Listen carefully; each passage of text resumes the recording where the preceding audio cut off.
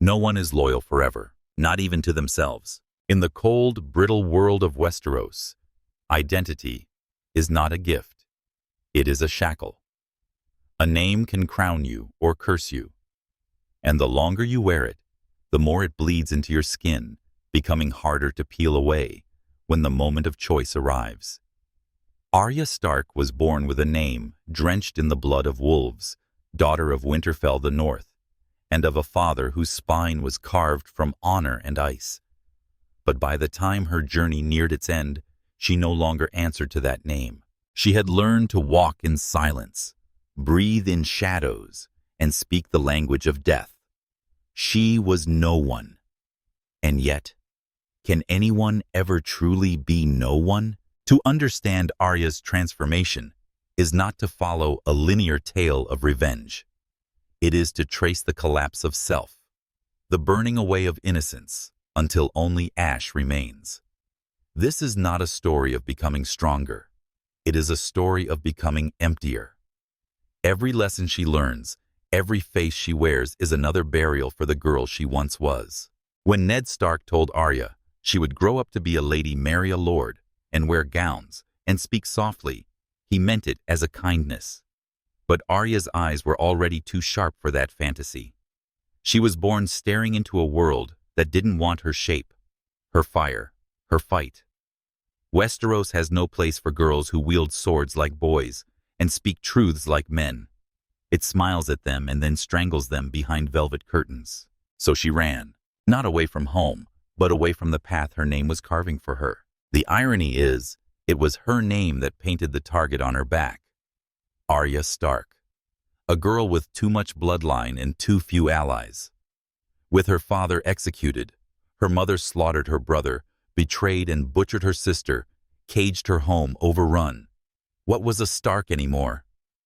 A sigil, a story whispered in snow. To be Arya Stark was to be hunted, to be marked. And so she became something else. First, she was a beggar, then a traveler, then a killer. But beneath it all, she was always a witness to the collapse of everything noble, everything honorable, everything human. The path to Braavos didn't begin with a coin. It began with a question. What is left of me when everything is taken? In the House of Black and White, she sought an answer. She thought it would be a temple, a place of wisdom and justice. But it was nothing of the sort. It was a tomb built on silence. Their faces are masks, names are discarded, and death is not cruel. It is sacred. She entered as Arya Stark and was told again and again to let that go. Let go of the wolf. Let go of the girl. Let go of the revenge that kept her breathing. Let go of everything that made her someone. But can anyone ever truly let go? The lie of the faceless men is that death is peace, that no one is freedom.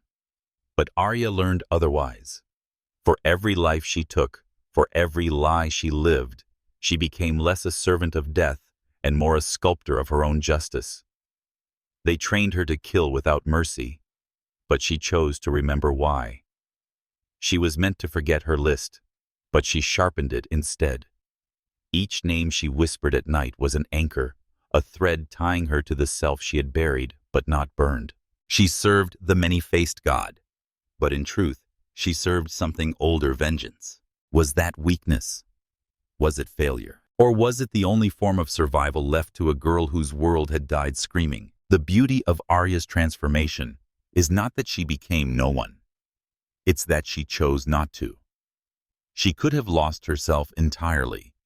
Many would say she already had. But in the end, she returned. Not just to Westeros, but to the war, to the blood, to the North. She came back, not as the child who had run away, but as the shadow that had survived. She didn't reclaim her name to be comforted by it. She reclaimed it to use it, a weapon forged in exile. When she slit Walder Frey's throat and made his sons choke on their own legacy, she wasn't acting as no one. That was Arya Stark. That was the wolf. And yet she never truly returned home. Winterfell stood. Her siblings were reborn into new thrones. Jon Snow became a symbol of fractured loyalty. Sansa of political poise. Bran of something inhuman. But Arya, she remained outside the circle. She didn't fit in their court. She didn't crave their titles. She didn't belong in halls with rules and walls and servants. Her soul had been trained in silence, in watching, in taking. Her gift wasn't governance, it was knowing. Knowing how fast the knife must move. Knowing which lies men die for. Knowing that sometimes the only truth left in a crumbling world is a list of names carved into the mind like runes. Arya Stark did not choose to become no one. She chose to taste what it meant to not be herself. And in that tasting, in that flirtation with emptiness, she found the raw, aching value of her own identity. The wolf wasn't killed in Braavos. It was starved, trained, and finally unleashed. We like to speak of identity as something sacred, something permanent. But in the world of ice and fire, identity is just another battlefield, just another disguise. Arya's journey is not about reinvention. It is about adaptation. She did not evolve into something better. She evolved into something survivable.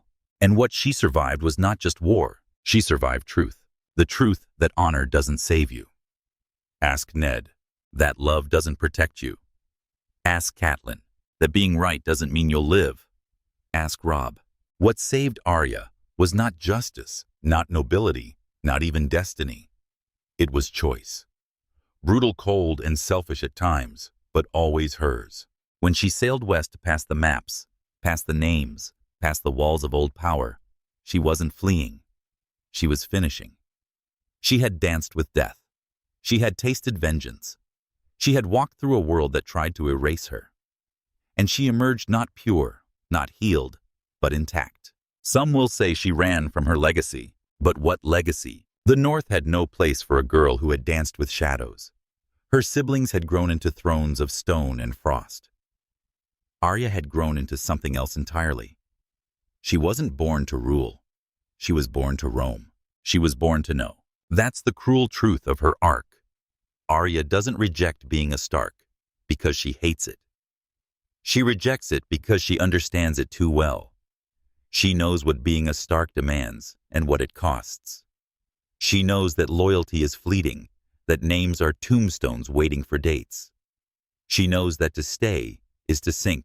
So she sails, not to escape, but to become the kind of ghost even the sea fears. Arya Stark is not no one. She is not a girl. She is not a lady. She is a myth with a heartbeat, a blade with memory, a question with no answer. And that is why she survived. Because in a world that devours wolves and crowns lions, the only true freedom is to be the wind, unseen, unclaimed, and uncatchable. You cannot wear a face and still keep your soul. That is the price of becoming no one. It sounds noble to outsiders, mysterious, powerful, a shapeshifter who serves only death. But behind the mask is not serenity, it is silence. And silence when stretched too long becomes a grave. Arya Stark learned to kill with precision. But long before she was trained by the faceless men, she had already seen what the world does to little girls who believe too deeply in fairness. She had watched her father executed for telling the truth. She had seen the streets of King's Landing choke on cruelty. She had fled Harrenhal with the scent of burnt men in her nose. Her list wasn't born in Braavos. It was born in fire. By the time she stood before the kindly man, offering to shed her identity like a winter cloak, she wasn't an innocent looking for justice. She was a survivor looking for a weapon. The House of Black and White pretends to offer liberation. All men must serve. All men must die. Simple phrases spoken like holy scripture. But behind them lies a quiet cruelty. The idea that all identities are illusion. That the world is better when we erase ourselves and surrender to the void. But Arya saw through the illusion. She played their game, took their lessons, memorized their movements. But she never drank their poison. When she took her first life in their name, poisoning the actress Lady Crane, There was a stillness in her hand, but not in her heart. Because the face she wore that day wasn't just a disguise. It was a betrayal. Not of the woman, not of the mission, but of herself. The wolf still stirred beneath the flesh. She had been told she was finally ready to become no one, that the final tether the girl she once was could now be severed. But in the end, it was the girl who refused, because to forget herself would be to forgive them. The Lannisters, the Freys, the Boltons, the liars and traitors and grinning monsters who had carved her childhood into pieces. And Arya had not come this far to forgive. She didn't flee the House of Black and White because she feared them. She left because she knew them. And she knew they would never be satisfied until she was gone entirely. Until her memories were replaced with masks, her grief sterilized into obedience. That is not peace. That is death. The true death. So she ran toward the only thing that still made sense: vengeance. And vengeance for Arya Stark was never about rage. It was about balance. Walder Frey had watched her mother's throat carved open. Rose Bolton had smiled while stabbing Robb through the heart. The Mountain had butchered the innocent with his bare hands. Cersei had turned the realm into a theater of cruelty. These were not just names on a list. They were symbols of a broken world. And Arya, she was the reckoning.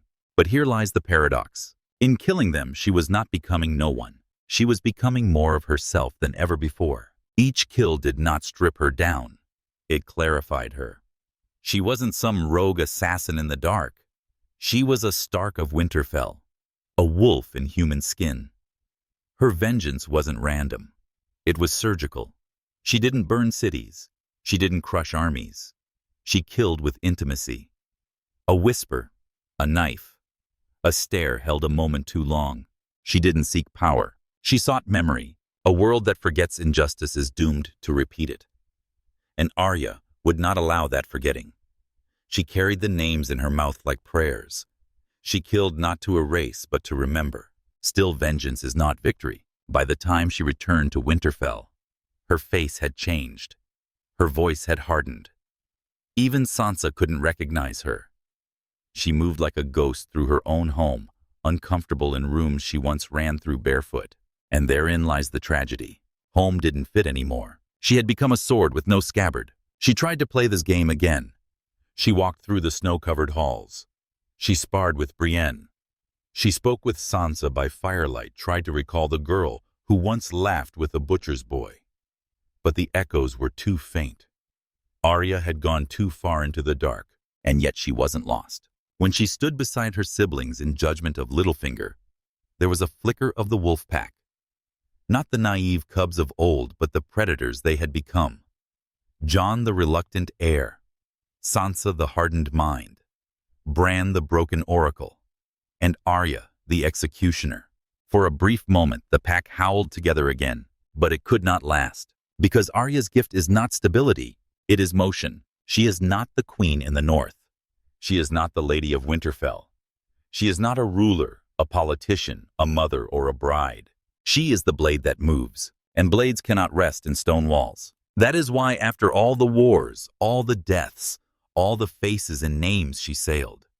Not south toward thrones, not east toward temples. She sailed west, beyond the known world. Some say she was searching for adventure, but adventure is just a mask we put on longing. What Arya was truly searching for was something the faceless men had once promised, but never delivered. Meaning, she had taken lives, saved, lives avenged her family. She had done what many could not, but the world she had returned to was still poisoned. Power still corrupted, lies still ruled, and for the first time she realized maybe meaning could not be found in vengeance. Maybe it could not be found in names or sigils or bloodlines. Maybe it waited somewhere beyond the maps where no face had ever smiled, no king had ever ruled, no god had ever whispered. She wasn't running, she was seeking a world where she didn't have to kill to breathe, a world where the past didn't drag behind her like a corpse. And yet, we must ask, is that even possible? Can someone forged in fire ever cool? Can the girl who became death ever become just a girl again? Or Will she always be haunted by the face of the first man she killed, the boy who swung the sword, the butcher's apprentice, the friends she couldn't save, the family she buried piece by piece? Arya carries all of them, every shadow, every whisper. She is not no one. But she is not the girl who chased cats in the Red Keep either. She is something else, something the world does not yet have a word for. A contradiction walking, a memory breathing, a warning. Because Arya Stark is not an answer. She is a question. And the question is this: if becoming no one is the cost of survival, what part of you dies in the process? And more importantly, was it worth it? In the end, only Arya can know. But if you listen closely across the waves past the silence of the sea, you might hear the whisper of a name once feared, once hunted, once nearly erased, not to be claimed, not to be avenged, but to be remembered. Arya Stark, a girl with a list, a girl with a sword, a girl who refused to become no one, and in doing so became more than anyone ever expected. Not a princess, not a hero, not a villain, but a story that refuses to end. They say the North remembers. But memory is not always a mercy. It can rot inside you like a wound you refuse to clean. It can whisper to you in the quiet hours and remind you of what you've lost, what you've done, and what you can never become again. Arya Stark returned to Winterfell. Yes, but she did not return as the girl who left. That girl had died a dozen deaths in faraway places, and with every kill, every betrayal survived. A piece of her had been buried alongside the bodies. Winterfell stood, as it had always stood, stone and snow and silence, but the halls echoed with ghosts. Arya's feet touched the same flagstones she once ran across as a child, but her steps were heavier now, colder. Memory had weight, and hers pressed on her like a second skin. Sansa looked at her and saw something unrecognizable. Not an enemy, not quite a sister either. Something else, something dangerous. It's easy to forget that sisters like kingdoms are shaped by the wars they survive. Arya had lived among killers. Sansa had lived among monsters. Each had bled, bent, and borne the cruelty of men in different ways. Sansa had learned to play the game with grace and patience. Arya had learned to end the game with a blade. Both had learned to wear masks, but where Sansa wore hers to survive in court, Arya wore hers to erase identity altogether. It made them uneasy with each other, as though each saw in the other a life they could have lived, or couldn't bear to. Their reunion was not a warm embrace. It was a negotiation between strangers who shared blood, but not history. When they spoke, there were always questions behind the words, always calculations. Could she still be trusted? Was she still Arya? Did the girl who once laughed in the godswood still live behind those eyes? And Arya? She asked the same. Could she trust Sansa, the lady who now ruled from the same room where their father once stood tall now, filled with whispers and secrets? Did Sansa truly believe in family, or had she become yet another player on the board? This mutual uncertainty was not hatred. It was something colder, something sadder. Distance wrapped in courtesy. They stood together, yes, but not beside each other. Not quite. And then there was Bran, or what was left of him. If Arya was a knife, and Sansa was a mask, Bran was something else entirely. An eye, a watcher, no longer her brother in any way that truly mattered. When Arya looked at Bran, she didn't see a sibling. She saw a riddle, something hollowed out and filled with vision. She had seen death take many forms, but Bran's transformation was different. He wasn't dead, but he wasn't there either. He spoke like a ghost, saw like a god, and offered no comfort, only truths too sharp to hold. It made Arya wonder, had they all become shadows of themselves? Had the war changed them too much to ever return? She had survived wolves and lions, fire and frost. But this quiet unraveling of home, this was something else, something more brutal. There are wounds war cannot cause. Only peace can, because peace demands you decide who you are, and after so long becoming someone or no one. Arya didn't know what to do with peace. The world of names and banners and lords felt false. She had walked among the faceless, among the forgotten. She had seen what lies beneath masks, beneath honor, beneath civilization. And it was not noble. It was not kind. It was hungry, and yet she stayed. For a time, she stayed to fulfill something unspoken, a duty, a loyalty, maybe even love. She helped bring justice to Littlefinger.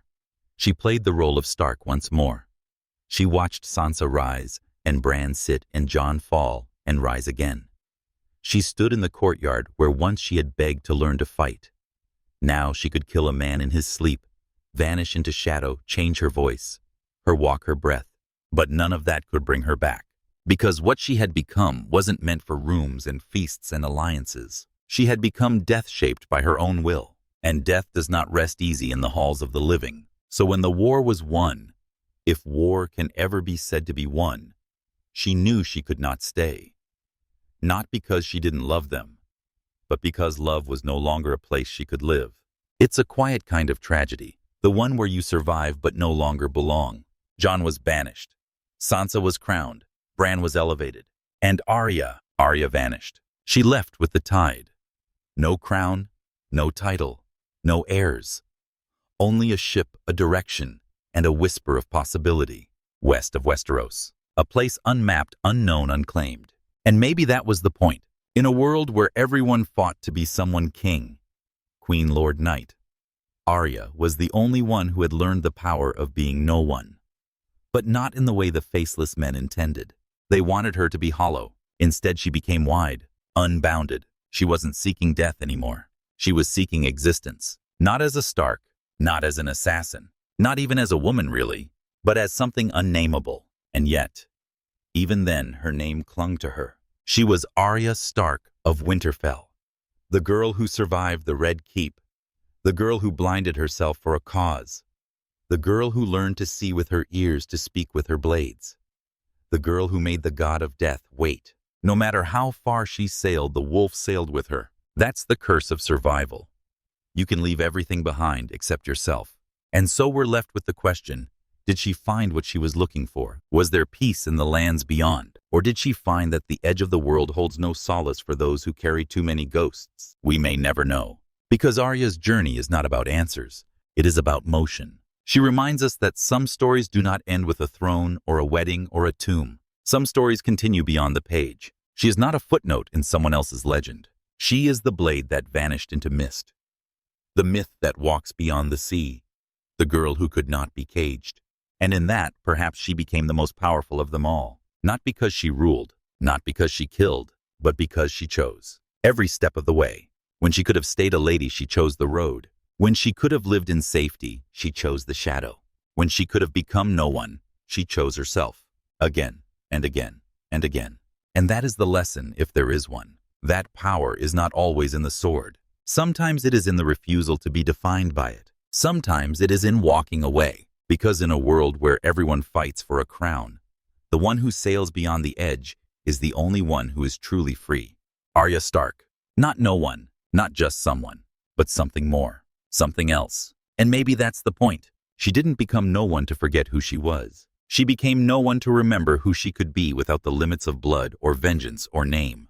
And in doing so, she reminded us of the hardest truth in the world of thrones. Sometimes the only way to win the game is to leave the board entirely. You can only wear so many faces before your own begins to disappear. In the House of Black and White, they told her that the self was a cage, that names were chains, that to truly serve death, you must forget who you are, your joys, your grief, your rage, to kill without bias, to serve without ego. But what they never said, what they never dared to say, is that to forget who you are is to invite another to decide it for you. And Arya Stark, for all her grief, for all her scars, refused to be rewritten. They taught her to lie. She lied better. They taught her to vanish. She vanished deeper. They told her she was nothing. She made nothing her weapon. She bled for their approval, starved for their tests, endured blindness, beatings, solitude. And still the wolf howled beneath her ribs, quietly, patiently, waiting. Because Arya learned what the faceless men had forgotten. Death may be many-faced, but the living must choose one. And she chose, not to be a god, not to be a ghost, but to be Arya Stark. The girl with the list. The girl who loved her family more than her fear. The girl who would kill the world to avenge the ones who were taken from her. The many-faced god demanded obedience. Arya gave him understanding. She took what she needed, the discipline, the silence, the artistry of death, and then turned her back. In the shadows of Braavos, she shed her borrowed faces. She claimed her own again, not with pride, but with clarity. She was not finished. Her story did not end in some foreign temple praying to a god she did not believe in. Her story burned hotter than that. She had unfinished names, and with every kill that followed, Meryn Trant Walder Frey, Petyr Baelish, she made a choice. She killed as Arya, not as no one. Her blade had a purpose, her eyes a memory. And what is memory, if not the only justice left in a world without mercy? But justice is never clean, never whole. Each life she ended left a shadow behind. The men she killed did not rise again, but something in her did. Something darker, something sharper. She could smile. She could laugh. She could sit at a table and drink wine. But there was always that other self watching, listening, calculating. The part of her that had learned to walk in silence. The part of her that had learned not to trust, not to forgive, not to rest. That part never sleeps, even in Winterfell, even at the table with her sister and brother. And the newly crowned king in the north, Arya, never quite sat still. She had become too much the predator, too long the hunter.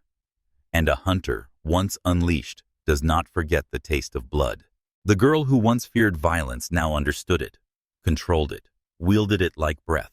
But violence once mastered is a hunger, and Westeros had fed her well. She had seen the worst of it. The cruelty of nobles, the cowardice of men who called themselves knights, the rot beneath banners and titles and vows. She had learned to see not just through faces but through lies. What is a name, after all, in a world built on broken oaths? What is a house if it can be burned to ash in a single night? Arya had no illusions left. She had seen a world where men like Tywin Lannister were praised, and men like her father were beheaded, where Cersei could burn cities and wear a crown, where the Hound, brutal and broken, was still more honest than most lords, where the Red Woman could summon fire and still speak of destiny. She had no place in that world, not as a lady, not as a queen, and not as a Stark, not truly. Starks endured, they rebuilt, they ruled. Arya survived. There is a difference. Survival is not about rebuilding. It is about movement, about instinct, about knowing when to strike and when to run. And Arya had learned to run better than anyone. That's why when the war was over, when the throne melted and the dust settled, she didn't look for a place at court. She looked to the sea, because what does a killer do when the killing is done? What does a shadow become when the fire dies out? Arya's answer was simple. She sails, not towards something, but away. Away from the throne she never wanted. Away from the sister she loved, but could never sit beside. Away from the brother who was no longer really her brother. Away from the north which had made her, but could never contain her again. West of Westeros. She once asked what was there. No one knows, she was told. And that was enough, because the known world had given her too many graves, too many ghosts. She had memorized every inch of Westeros through the eyes of a fugitive. From the cells of Harrenhal to the gutters of Flea Bottom, from the shores of Braavos to the snowy fields of the north. She knew this world, and she was done with it. But we, the watchers, the readers, the mourners, we are not done with her. We want to know what she found, what lies beyond the maps, what new faces she might wear, what truths she might uncover. We want closure, but Arya Stark is not here to give us closure. She is not here to make us comfortable. She is a lesson carved into flesh, that survival demands sacrifice, that freedom demands isolation, that sometimes the only way to stay whole is to walk away from everything that once defined you. Arya left not because she lacked love, but because love could no longer hold her. She had become too wild, too vast, too free. And freedom, true freedom, is lonely. There are no thrones in it, no feasts, no homecomings, only the horizon. And a wind that calls your name like a warning. Arya Stark, the girl who chose to die 1,000 times so she could live once on her own terms. Not no one, not someone, but something else. A myth in motion, a ghost with a heartbeat, a wolf who walks alone. And maybe, just maybe, that is the truest kind of power there is. The power not to rule, not to kill, but to go. To choose the road with no end. To choose the sea with no map. To become what no god, no king, no family, no war could ever define. Yourself. Arya Stark didn't become no one. She became only herself. And in a world of thrones, that might be the rarest fate of all. A name is not a shield. A face is not a home. Arya Stark learned this the hard way. Not in the warmth of Winterfell, but in the blood-slicked gutters of Westeros. She watched names fall like snowflakes and melt into the mud. Lords, knights, priests, kings, all fed to the same unfeeling gods. The gods did not care for vows, nor for banners, nor for birthright. The gods only watched. And Arya watched too.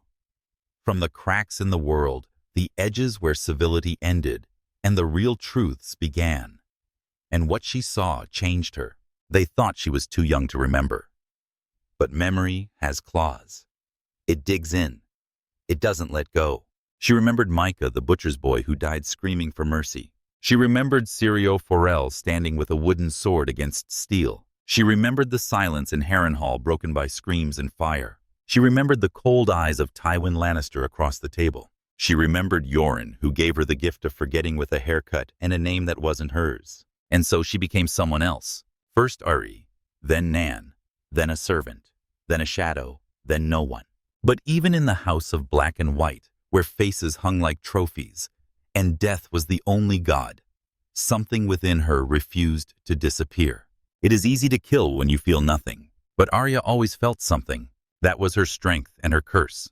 The faceless men saw this as failure. She saw it as truth. Because killing without reason, without memory, without meaning is not justice. It is emptiness. And Arya Stark had known emptiness. She'd slept beside it, walked beside it, carried it in the hollow of her chest like a second heart. But she never let it win. She kept the list. She recited it like prayer. Not to glorify vengeance, but to remember. To remember what was done. To remember what must be answered. She didn't kill because she liked it. She killed because someone had to. Because the world had decided that wolves must be hunted. And she hunted back. She wore faces. She became the thing others feared. But never once did she forget who she was beneath the mask. And that was the difference. Because a mask is only dangerous when the wearer forgets it's a mask. Arya never forgot. When she took the face of Walder Frey's maid and fed him his sons, she didn't do it as no one. She did it as Arya Stark of Winterfell. When she slit his throat and watched the blood pour like wine, it wasn't sacrifice, it was balance. Justice in a world where justice had stopped knocking. But justice, when wielded without end, becomes rot. And Arya knew that too. She could have gone further. There were still names, still reasons. Still blood owed. Cersei, Ilyn Payne, Melisandre, even the Hound once. But something in her began to shift. She had become Death's student, yes, but not its slave. In her journey back to the north, she met the Hound again. Not the beast who burned and laughed and murdered, but a man broken by fire, by guilt, by survival. He was no longer on her list. Not because he'd apologized. He hadn't. Not because he'd changed. Not entirely. But because she had. She saw in him what she feared for herself. A life hollowed out by hatred. A soul shaped only by scars.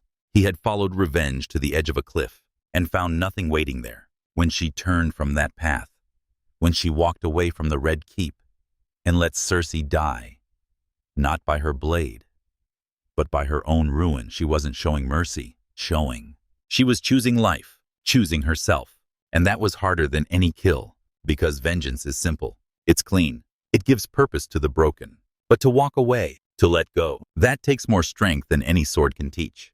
In that moment, Arya Stark did what no one else in Westeros seemed capable of doing. She stopped the cycle. She broke the wheel. Not with fire, not with armies, but with a choice. And in that choice, she became something rare, something dangerous.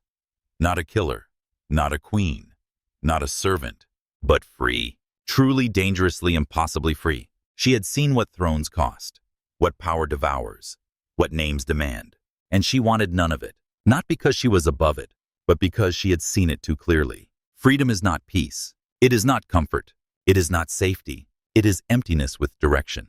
And so she sailed, not because she was running from the past, but because she refused to let the past write her future. Because west of Westeros there were no maps, no thrones, no banners, no gods, just water and sky and whatever lay beyond. Possibility. Unwritten, unclaimed, unseen. She did not go to conquer. She went to discover, and in doing so became something Westeros never prepared for a woman with no need for legacy.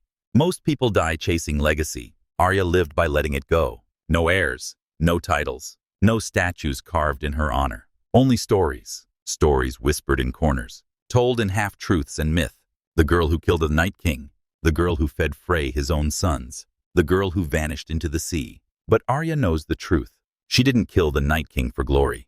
She didn't cross a continent for fame. She didn't train with the faceless men to be remembered. She did it to survive, to protect, to answer the silence of her childhood with something sharp and real. And then she left. Because sometimes the bravest thing you can do is not draw your sword, but lay it down, not to surrender, but to walk another way, to leave the game altogether, to stop playing roles others have written, to stop wearing the faces others have carved for you, to stop being a Stark or a lady or a ghost or a god, and to simply be Arya Stark. Just Arya, a girl of many deaths, a woman of one name, a name she earned not by clinging to it, but by choosing it again and again in a world that begged her to forget. And maybe that's what makes her story not just rare but revolutionary. Because in the world of ice and fire, where everyone becomes a player or a piece, Arya Stark became the only thing the game could not swallow.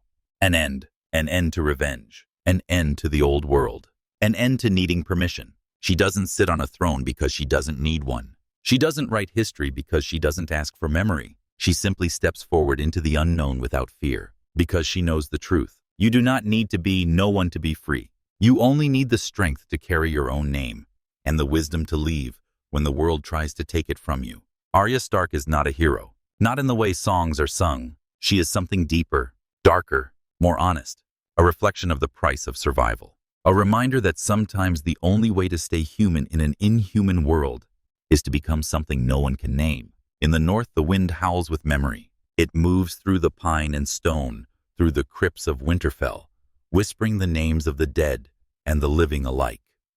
Ned, Catelyn, Robb, Bran, Sansa, Jon, Arya. Each one shaped by legacy, trapped by duty, haunted by blood. The Starks never asked for war, but it found them just the same. And in war, children become shadows of themselves, molded not by who they are, but by what they must do to endure. Arya Stark was never supposed to be a killer. She was a girl chasing cats, a girl who didn't want to sew, a girl who wanted to fight not because she loved blood, but because she didn't want to be powerless. And that's where it begins, isn't it? Not with vengeance, not even with survival, but with the fear of being small in a world built for giants, a world that eats girls whole. And Westeros is a devourer of girls. It turns them into queens or corpses. But Arya became something else, not by accident, not by prophecy, but by will. She saw what the game did to her family. Her father's honor shattered beneath the blade. Her mother's love drowned in a river of betrayal. Her brother's victory undone by trust. Arya saw what the world demanded, and she refused to play by its rules. She disappeared, first in name, then in form, a girl pretending to be a boy, a servant pretending to be invisible, a student pretending to believe. But beneath every mask, she was still watching, listening, becoming. And that's what the House of Black and White never understood. They thought she wanted to disappear. But Arya never wanted to become no one. She wanted to become unstoppable, untouchable, free. They mistook her silence for submission, her obedience for faith. But Arya Stark's loyalty was never to gods. It was to memory, to those the world had taken from her, to those who had bled because they believed in something purer than survival, to those who never got the chance to choose. Arya chose for them. She chose to remember. And in remembering, she became death, not as the faceless men knew it, but as a force of reckoning. A storm with eyes. A girl whose blade didn't shake. Not because she loved to kill, but because she had to be better than those who did. Because no one else would carry the weight. And for a time that weight was her only anchor. It kept her sharp, kept her breathing, kept her moving. But what happens when revenge is no longer enough? When the names are gone? When the list runs dry? Arya faced that question the night she crossed the last name off her heart. The Night King fell, and with him the myth of inevitability. The idea that death always wins, that winter always comes. She proved otherwise. But that victory did not free her. It emptied her, because once the killing was done, there was nothing left but silence. And silence is a hard place to live. She returned to Winterfell not as a daughter, but as a specter. Her family rejoiced, but Arya lingered at the edges. She did not sit beside Sansa in court. She did not whisper plans with Jon. She walked the halls like a shadow of what had been lost. And she saw what they had become, each of them crowned by pain. Sansa cold and cunning, Bran distant and divine, Jon burdened and broken, none of them children anymore. And Arya was not even sure she was human anymore. She could kill with a whisper, vanish into a crowd, read lies in a man's walk. She had become something unnatural. And no castle, no matter how tall its walls, could hold her now. Winterfell was a graveyard of ghosts, some hers, some their own. And so she left, not because she didn't love them, but because love was no longer where she belonged. She belonged to the wind now, to motion, to the unknown. Because if Arya Stark stayed, she would become something worse than no one. She would become still, and for Arya, stillness is death. It always has been. From the moment she saw her father fall, she knew you must move or you are lost. She moved, she became, and now she sails. Beyond maps, beyond names, beyond prophecy. Some say she is searching, that she seeks knowledge, discovery, lands unseen. But maybe what Arya is really seeking is silence without grief, motion without pursuit, freedom without blood. Maybe she sails because after all the battles, she needs to know who she is when she isn't fighting. Maybe she's asking the one question no one in Westeros ever stopped to ask. What comes after vengeance? And the answer, no one knows. Because no one's ever survived long enough to find out. But Arya will, because she always does. She doesn't need a map. She doesn't need a god. She doesn't need a name carved in stone. She needs the sea, the horizon, and the truth that for the first time in her life, no one is chasing her. She is not running from anything. She is running towards something. And maybe that is the final irony, that the girl who learned to become no one was never trying to disappear. She was trying to arrive. And now finally she is on her way. Not to reclaim something, not to avenge someone, but to become who we may never know. But that's the point. Arya Stark didn't leave so she could be remembered. She left so she could finally forget. Not the names, not the faces, but the pain that tied her to them. She left to write something new, not a song, not a history, but a life. And in doing so, she became the one thing the world could never take from her. Free, and not no one. Just Arya. It is a strange thing to kill a man and feel nothing. Stranger still to walk away and realize you've forgotten his name. But that's what the House of Black and White taught her, wasn't it? That names are illusions, that people are masks, that the soul is a lie and the body is a vessel for purpose, no more, no less. They believed death was the only truth. That to serve death purely, you must strip yourself of identity, of attachment, of memory. Arya Stark was supposed to disappear in Braavos. They trained her to vanish. But the truth, she never really did, because Arya didn't go to Braavos to forget. She went to learn, to sharpen, to weaponize the chaos of her grief. She accepted their poison, not as a cure, but as a challenge. She drank it to see if she could survive it and still remain herself. That is the secret at the center of her story. Arya never surrendered. She knelt. She obeyed. She learned. But she never gave herself over completely. They asked her to let go of the girl who watched her father die. But she remembered. They asked her to abandon the wolf that ran through Winterfell's snow, but it howled inside her still. They asked her to throw away her name, but she carried it buried deep, like a blade she wasn't yet ready to draw. Arya pretended to be no one, but only so that one day she could return as someone far more dangerous, a girl who had seen the void and chosen not to fall into it. That's what separates her from the broken, from the Varys and the Littlefingers, the Melisandres and the Cerseis. Those who became their masks so completely, they forgot they had ever been human. Arya never forgot, even when she was blind, even when she begged for food, even when she swept floors and lied to strangers and killed on command. The list remained. That list of names whispered before sleep, repeated like prayer, held like the last warmth of home. That list was not a crutch. It was a tether, to memory, to meaning, to truth. Because while the faceless men taught her how to kill without question, they never taught her why to live. And that's where they failed her, or perhaps where she outgrew them, when they ordered her to kill an innocent woman, a target who had done no true evil, who simply stood in the way of another's ambition. Arya hesitated, not because she couldn't, but because she wouldn't. She still believed in a kind of justice, even if it was rough and personal and soaked in blood. She still believed some lives should be taken and others spared. That was the moment she chose, not openly, but internally. The moment Arya Stark stopped pretending to be no one and began preparing to become Arya again. And that is not weakness. That is strength, because to kill for no reason is easy. But to choose who dies and who lives, and to carry the weight of that choice, that is something far heavier. Arya never shied away from that burden. She embraced it.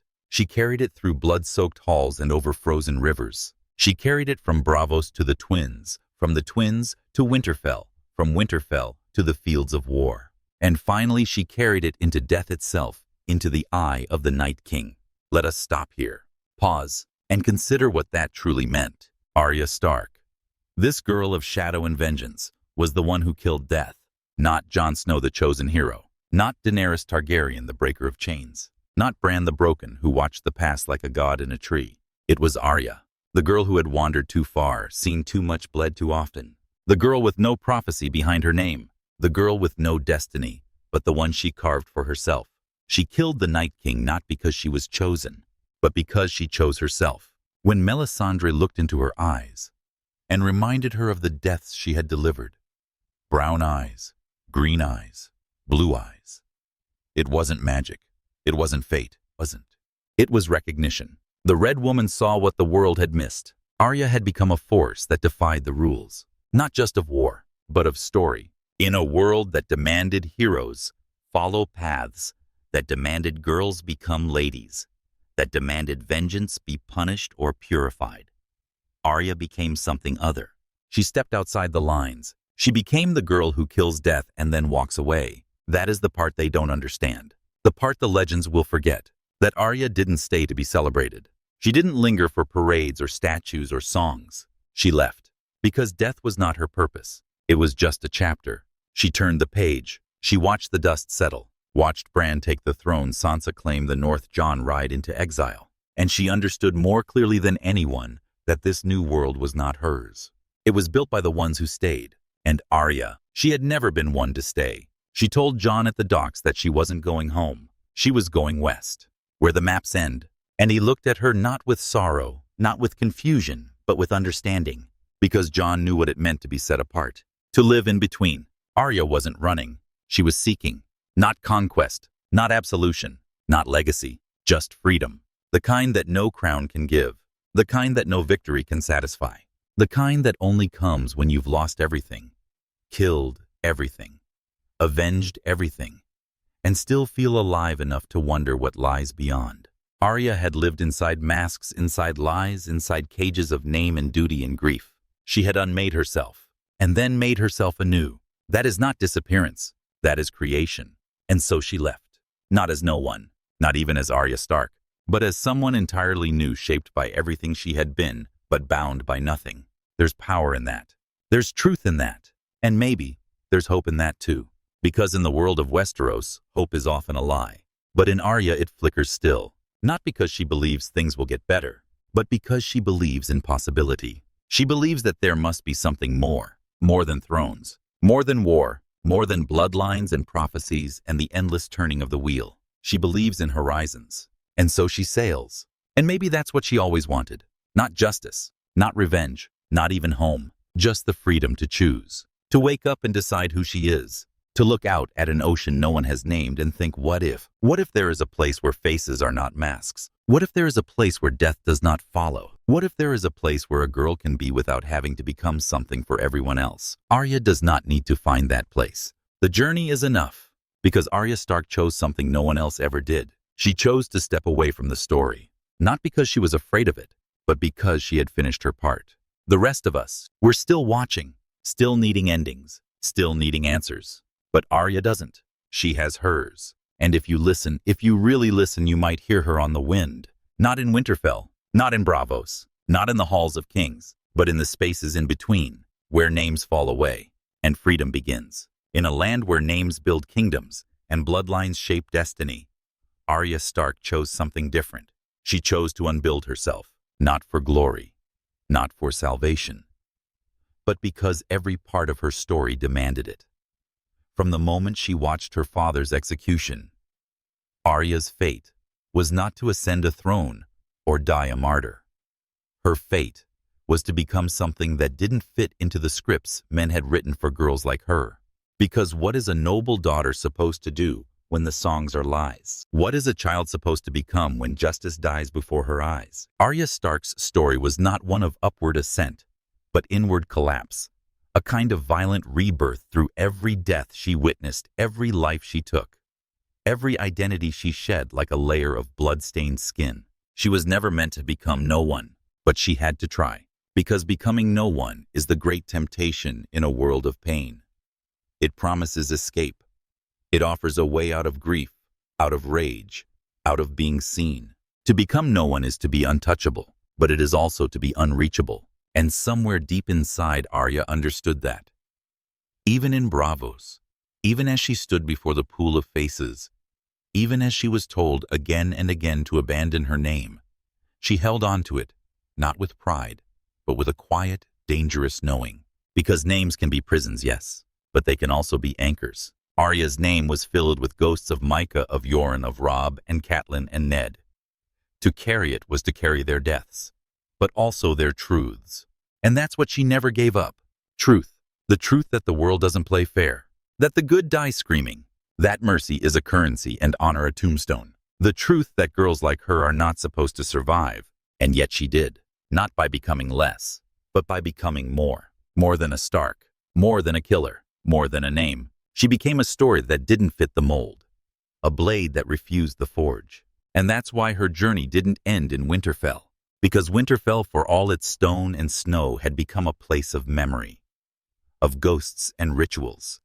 It had a purpose, but that purpose was not hers. Jon had his exile, Sansa had her crown, Bran had his throne, but Arya had something older. The sea, the wild, the blank page. For Arya, peace was never going to be found in stillness. It would only be found in motion. Because how could she sleep in a warm bed when she had spent years in cold forests, half-starved, half-feral? How could she sit through small council meetings when she had slit the throats of monsters in their beds? How could she pretend to be part of this new world when she had become something it could never explain? She wasn't made for the aftermath. She was made for the between, the space between names, between wars, between lives. That's why she left. She didn't say goodbye with sorrow. She said it with certainty, because she wasn't running from anything anymore. She was running towards something no one else could see. And in that, Arya became more than just a survivor, more than just a girl with a sword. She became a question the world couldn't answer. And the world hates that. It likes its heroes dead or enthroned. It doesn't know what to do with the ones who walk away. Especially not the women, because Westeros had roles for women, even powerful ones. Cersei the lioness ruling through fear and blood. Daenerys the liberator seduced by fire and prophecy. Sansa the queen forged in the politics of men. Brienne the warrior, noble in service, tragic in love. But Arya fit none of them. She didn't want the throne. She didn't want the crown. She didn't want to be saved or feared or worshipped. She just wanted to move. And so she did. She stepped off the map. Because the map could no longer contain her. Because every line on it was a cage drawn by men who thought they understood power. But Arya had walked in silence, in shadow. She had killed without being seen, without being known. And in doing so, she learned that true power isn't loud. It isn't gilded or crowned. It is silent, precise, patient. She didn't need to rule to change the world. She had already done it. And now she wanted to find a world untouched by thrones, by debts, by blood oaths and ancient grudges. A world where being Arya Stark didn't mean being a symbol or a story or a tool. A world where being Arya Stark simply meant being alive. And maybe that's the most dangerous idea of all. That survival isn't just about staying alive. It's about choosing how to live. Arya had made her choice. Time and again, when she fled King's Landing, when she followed Yoren, when she whispered her list under her breath night after night, like a girl praying to gods who never answered. When she served in Harrenhal and lied in Bravos, and stood at the edge of the world and chose to keep her name. When she killed the Night King and turned away from the thrones that crumbled in the dust. She had always chosen, and now once more she chose. She didn't become no one because she was lost. She became no one to find out what could survive the loss. And when she had her answer, she stepped back into herself, not the girl she was, but the woman she had become. A woman not defined by anyone else's story. A woman who walks forward while others look back. A woman who asks not, "Who am I, but who could I be if no one told me who I must be?" And that is what lies west of Westeros. Not new lands, but new selves. Arya sails not to conquer but to become. And in doing so, she becomes a symbol not of death, but of possibility. She is the proof that you can be forged in pain and still choose peace. That you can carry a blade and still put it down. That you can wear many faces and still know your own. Arya Stark, the girl who became no one, the girl who became death, the girl who walked away. And in the end, the girl who kept becoming. Not for us, not for the songs, but for herself. And that is why she lived. Because in a world that tries to tell you what your life must be, Arya Stark looked it in the eye and said no. There's a reason Arya Stark never belonged at court. Not in King's Landing, not in Winterfell, not even in her brother's new kingdom of the north. Because those places run on pretense, on ceremony, politics, tradition. They demand stillness. They demand obedience. But Arya is the storm that refuses to sit, the whisper in the hall that doesn't bow. She was forged in fire and exile, trained in shadows, raised not by tutors and titles, but by pain, survival, and the cold arithmetic of death. To the courtiers and lords who trade favors like coins, Arya is dangerous because she remembers what the world tries to forget. She remembers the butchered innocence, the broken promises, the silence that followed her father's fall, the stench of burnt corpses in Harrenhal, the sound of Walder Frey's laughter as he raised a toast with blood on his hands. Arya is a ledger of debts, and Westeros is always in arrears. Even as the world sought to move forward to reconstruct itself from the ashes of fire and ice, Arya carried the ashes in her hands, and she never let them go, because she knew something others refused to say aloud. Peace is often built on forgetting, on burying truth, on forgiving the unforgivable. But Arya had seen too much, forgotten too little, forgiven almost nothing, and yet she didn't become a monster. She could have. The tools were there, the training, the fury, the solitude. But something within her, the part the faceless men could never break, refused to let go of humanity completely. Her list, grim as it was, had limits. She didn't kill because she could. She killed because someone had to. And when the time came to step away from the blade, she did what most killers cannot. She laid it down. Not because the thirst was gone, but because the purpose had changed. That in itself is the quiet brilliance of Arya Stark, her ability to evolve without erasing herself. Most in her world are destroyed by transformation. They become what they pretend to be. Cersei, who played the lion so long, forgot she was ever a mother. Stannis, who clung to duty so fiercely, forgot he was ever a man. Even Daenerys, who began with chains and dreams, ended with ash and delusion. But Arya shifted again and again, and still held on to some central truth. A code of survival. A memory of her father's voice. A flicker of kindness to those who hadn't harmed her. She could smile. She could laugh. She could share a fireside joke with the Hound, even knowing what he'd done. She could speak with Sansa by torchlight, knowing they'd both been twisted by the same cruel hand. That's not weakness. That's balance. It's what made her final departure so necessary. Because if she had stayed, the world would have tried to use her, to make her a tool again. A sword for justice. A symbol for vengeance. An executioner cloaked in northern myth. And she would have done it. For Sansa. For Bran. For the people. but it would have hollowed her out all over again. It would have turned the wolf back into a weapon. And Arya had already learned the cost of that path. She had spent too long on the edge of herself, too long pretending that purpose was the same as identity. It isn't. To live only to kill even for good reasons is still to live by the blade, and the blade in the end devours. Arya chose to walk away, not because she had no place, but because she finally understood her place was not to serve anyone else's story. She had given enough to war, to family, to history. She had bled and burned and broken. And now she could choose something radical. Herself. There's something revolutionary in that. In a world where women are carved by expectation, shaped by marriage, consumed by politics, Arya took a ship and disappeared. No heirs, no crown, no husband, just motion. She became what the maps feared, a woman they could not chart. And let's be honest, Westeros was never meant to contain her. It could not understand her. Not the courtly men with their brooches and books. Not the old knights with their vows and scars. Not the priests, nor the queens, nor the people who clapped and sang of heroes. Arya wasn't a hero. She was a reminder. A reminder that not all stories end in stone. Some vanish like breath on the wind.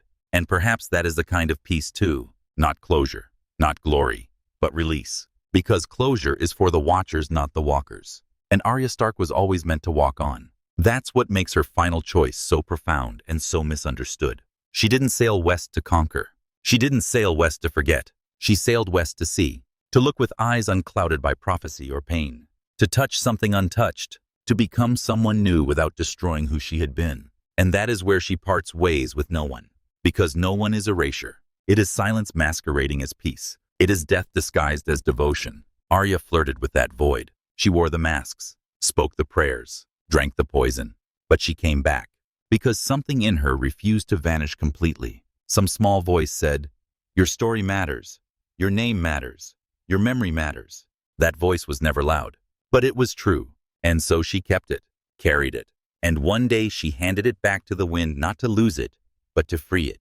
She was Arya Stark of Winterfell. And then she was something more. Not better, just different. A girl with a sword who walked out of the grave the world built for her, and kept walking.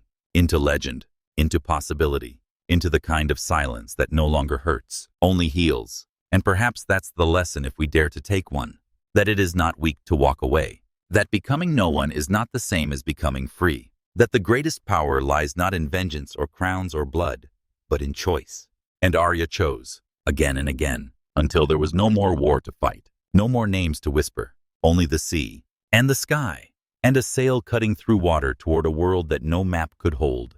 And isn't that in the end the most honest thing any of us can do? To leave the page when our chapter is done, to set down the blade when the list is finished, to whisper our name one last time, and then let the wind carry it wherever it must go. Arya Stark did not become no one. She survived no one. And that makes her unforgettable. There are stories that end with a crown. There are stories that end with fire. Arya Stark's story ends with neither. It ends with a horizon, unclaimed, untamed, undefined. Because some people are not meant to settle, not meant to rest, not meant to be remembered in statues or sung about in quiet halls. Arya Stark is not a monument. She is a movement, a restless wind moving through the bones of a broken world, reminding it quietly, relentlessly, that not every path is paved in prophecy or power. Some paths are forged in blood and choice, in silence, in watching, in walking away. When we speak of Arya, we so often return to the list, the string of names she whispered to herself as the world turned to ash around her. But the truth is, that list was never about vengeance alone. It was a prayer, a ritual, a rhythm she used to keep herself alive, a chant against the madness, against the forgetting. Because Arya knew what so many in Westeros refused to believe. That memory is a form of resistance. To remember who wronged you is to remember who you were. To name your enemies is to name your own pain. And to carry that pain without letting it consume you, that is strength. Arya carried her pain like a blade, sharp, precise, not for show but for survival. She did not kill to feel powerful. She killed to stay whole, to keep the threads of her identity from snapping entirely.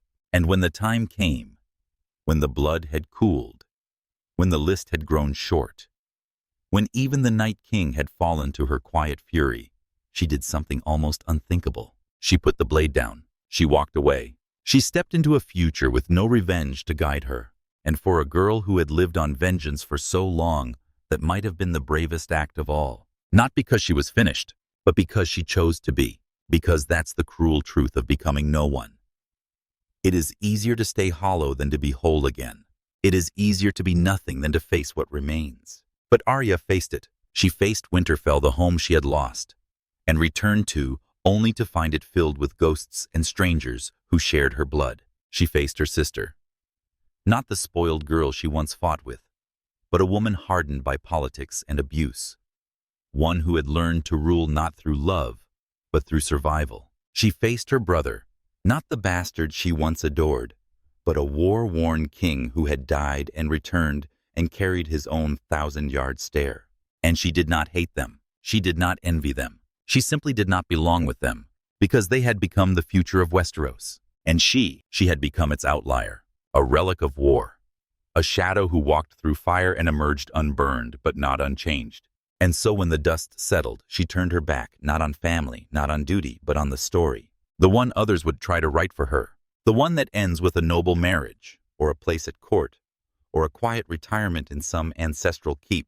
Arya wanted none of it, because she knew herself too well. She knew she was not meant to be contained. She had already lived a dozen lives in one body. Why stop now? So she asked the question no one else ever dared to ask. What's west of Westeros? And the answer, no one knows. Not because it's unknowable, but because no one ever looked. No one dared, except her. And that is why she sailed not for conquest, not for glory, but for the simple, radical act of becoming the first.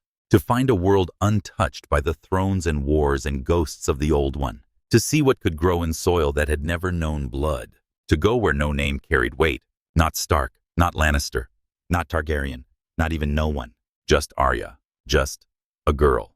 That is how legends begin, and how they escape the fate of legends. Because legends are heavy things. They sink under their own weight. Arya knew that.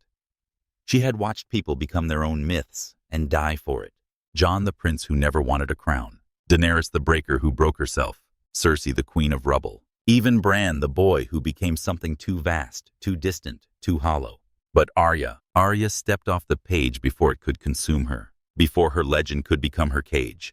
That is the part the songs never tell. That sometimes the wisest thing a warrior can do is disappear. Not in defeat, but in defiance. She refused to be claimed. By thrones, by gods, by death. Even the many-faced god could not keep her. Because Arya Stark had seen death. She had worn its face, spoken its tongue, delivered its mercy and its wrath. And in the end, she did not bow to it. She walked past it, and into the wind. Perhaps she will never find what lies west of the world. Perhaps the edge is just the beginning of another. Or perhaps as she sails further, she will find not new lands but new selves. Because Arya's journey was never just about places. It was about shedding the skin of expectation. It was about the refusal to let her pain define her. It was about freedom in its purest, rawest, most dangerous form. And in that way, she did what no ruler could. She won, not a war, not a kingdom, but herself. She won the right to write her own story, to sail beyond endings, to live without explanation. And in doing so, she became something more than a Stark, more than a soldier, more than a survivor. She became a horizon, forever receding, forever unreachable, forever free. So when we ask, why did Arya choose to become no one instead of a Stark? The answer is not simple. She didn't choose to abandon her name. She used no one to unmake what the world tried to make of her. And then she chose to return to herself wiser, sharper, stranger than before. She wasn't fleeing Winterfell. She wasn't rejecting her past. She was reclaiming her future. A future written not in blood but in wind. And so she goes. West, beyond the stories, beyond the wars, beyond the need to be anything but Arya Stark of nowhere and everywhere all at once. And maybe that is the most Stark thing of all, because the North remembers. But Arya forgets not the pain but the limits, not the names but the boundaries. She forgets what can't be done, and then she does it. So let the others rebuild. Let the kings rule. Let the wolves guard their dens. Arya sails, and the world holds its breath.